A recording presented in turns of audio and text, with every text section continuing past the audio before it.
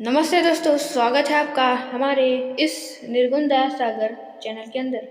तो दोस्तों, आज की इस वीडियो में हम जानने वाले हैं आखिर कहा जाता है व्यक्ति का पाप। तो चलिए, आज की इस वीडियो में हम वही जानने वाले हैं कि व्यक्ति का पाप कहा जाता है।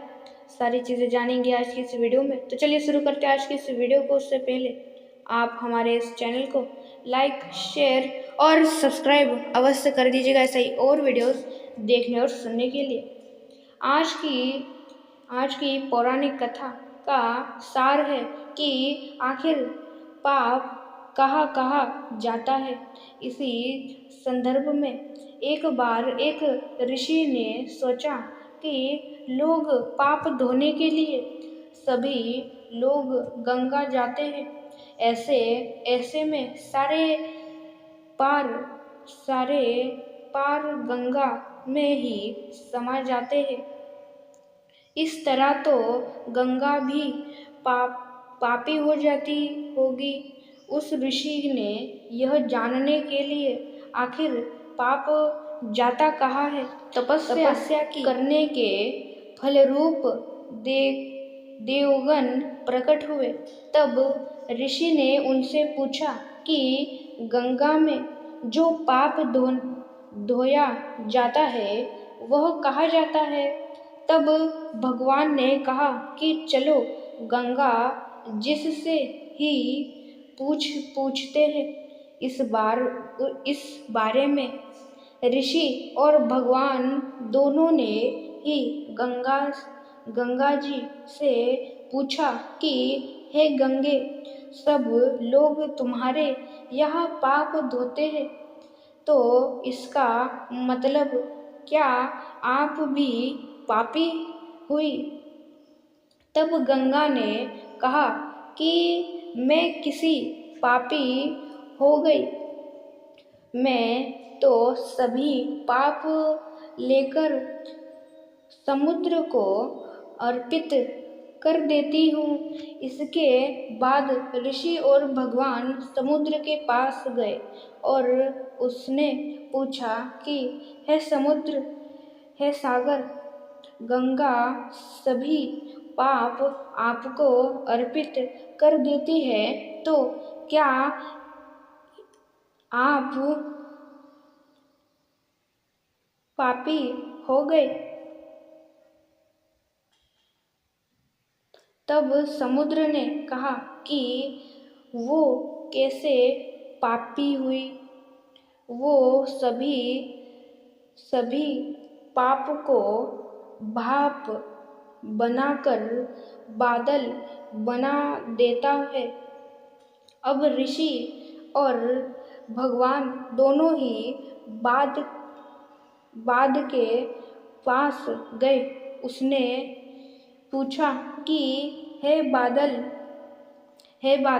समुद्र पापों को भाप बनाकर बादल बना देते हैं, तो क्या आप पापी हुए? बादलों ने कहा, मैं कैसे पापी हुआ?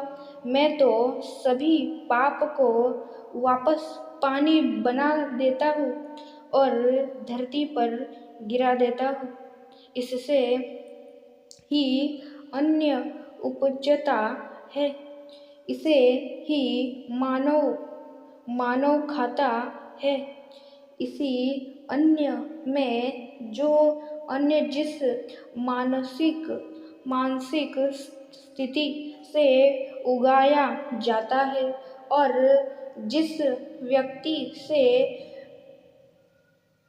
प्राप्त किया जाता है और जिस मानसिक अवस्था में खाया जाता है, उसी के आधार पर मानव की मानसिकता बदलती है। यही कारण है कि कहा जाता है कि जैसा खाए अन्न वैसा बनता मन।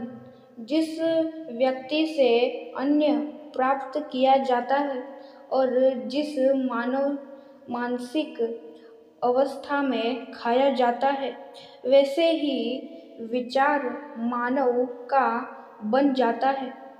ऐसे में हमेशा हमेशा भोजन शांत रहकर ही ग्रहण करना चाहिए, अन्य जिस धन से खरीदा जाए वह धन भी श्रम का होना चाहिए।